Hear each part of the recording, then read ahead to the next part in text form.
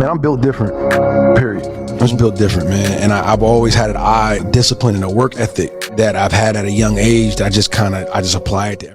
December 25th, a date that once meant joy, laughter, and light. But then came the year it all vanished.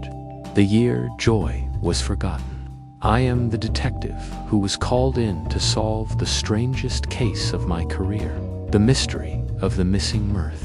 It began subtly.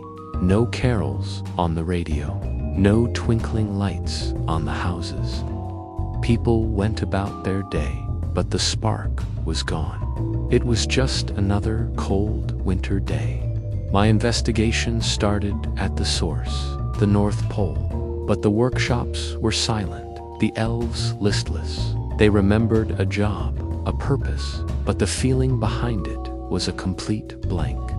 My partner saw images of families gathered, faces bright with smiles, children tearing open presents with unbridled excitement.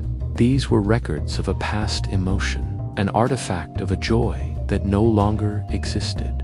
The world had collective amnesia. I interviewed sociologists, historians, psychologists. They all had theories. Mass hysteria, a psychological phenomenon. But none of it explained the sheer totality of the loss. How do you find something when no one remembers what it looks like? That's when I realized I wasn't looking for a thing. I was looking for a feeling. My big break came from an unexpected place. A little girl drawing with a crayon. She was drawing a simple, lopsided star.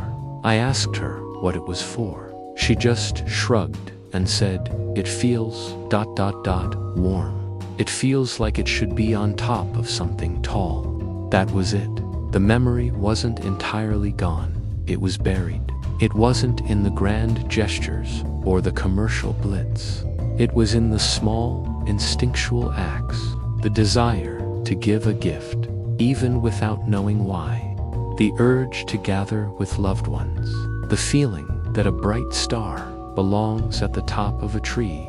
So, I started a campaign. Not to bring back the holiday, but to encourage these small acts.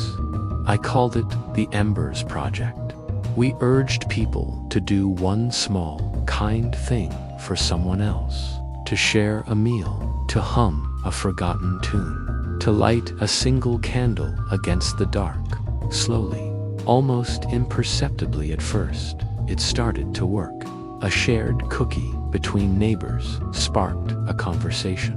A gifted scarf brought a flicker of a smile. One lit window was joined by another and another. These small embers of connection, of giving, of warmth began to glow. The joy of December 25th wasn't a single event to be found. It was the sum of a million tiny human moments. It wasn't stolen, it was just neglected. We had outsourced our joy to rituals and traditions, and when they faltered, we thought the feeling itself was lost. The truth I uncovered was simple. Joy isn't a gift you receive on one specific day. It's a fire you build together, piece by piece, ember by ember. It's a choice we make to connect, to give, and to share a little light in the cold. That's how we solved the case. That's how we learned to remember joy. If this story resonated with you, consider sharing it to help spread a little warmth. And don't forget to subscribe for more stories that look for the meaning behind the mystery. See you next time. End of transmission. Reality will now resume. Man, I'm built different, period. I was built different, man. And I've always had an eye, discipline, and a work ethic that I've had at a young age that I just